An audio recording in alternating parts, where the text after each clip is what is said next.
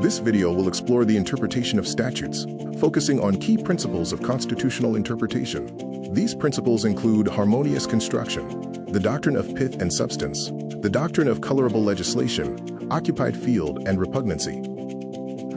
Interpretation of statutes is the judicial process for determining the legislature's true meaning and intent in a law's language. Constitutional interpretation involves the methods and principles courts use to understand and apply the Constitution, ensuring the rule of law and adaptability to societal changes. The doctrine of harmonious construction resolves conflicts between provisions within the same statute.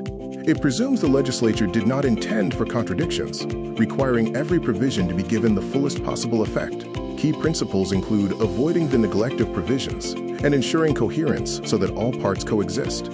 Landmark cases such as Sultana Begum versus Premchand Jain, 1996, and Jagdish Singh versus Lieutenant Governor, Delhi, 1997, highlighted the need to read statutes as a whole, maintaining the effectiveness of all provisions.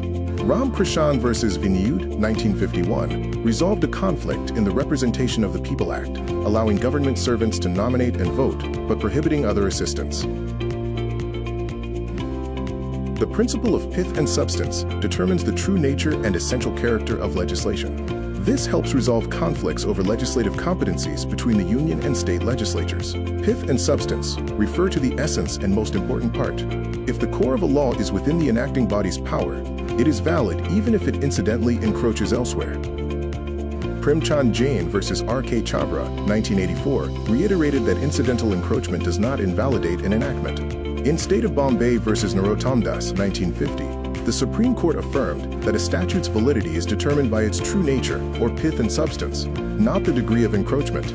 Krishna versus State of Madras, 1956, upheld the Madras Prohibition Act as its essence pertained to intoxicating liquors, a state matter.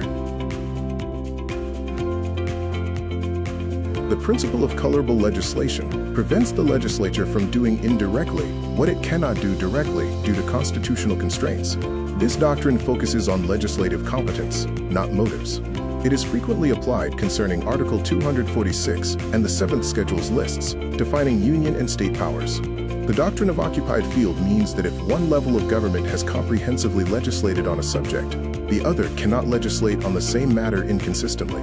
This applies primarily to the concurrent list, ensuring harmony and certainty in lawmaking by preventing conflicts with central legislation.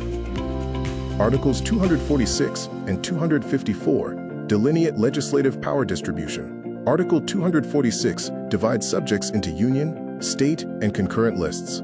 Article 254 resolves conflicts. If a state law conflicts with a central law on a concurrent list subject, the central law prevails, unless the state law receives presidential assent. The doctrine of occupied field applies when Parliament enacts a comprehensive law on a concurrent list subject, and a state law on the same subject is inconsistent.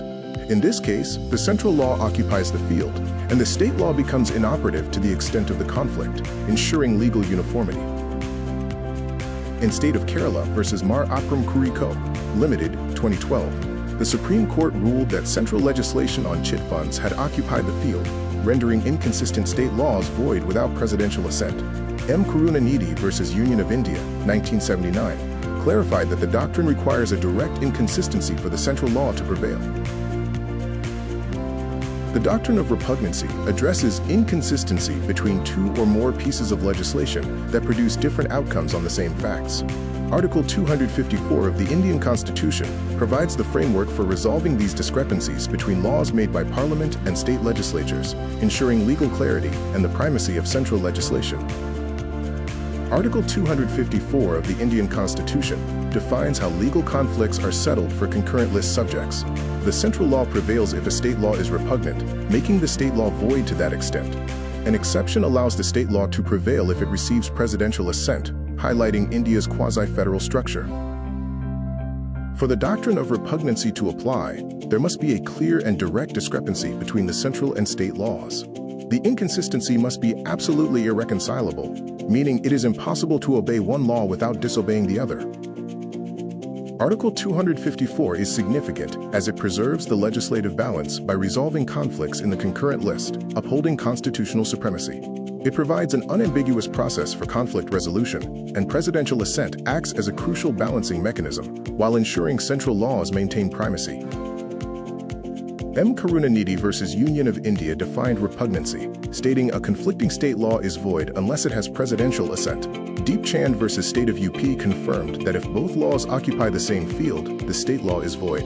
Forum for People's Collective Efforts versus State of West Bengal demonstrated the doctrine by striking down the WB Hira due to repugnancy with RERA.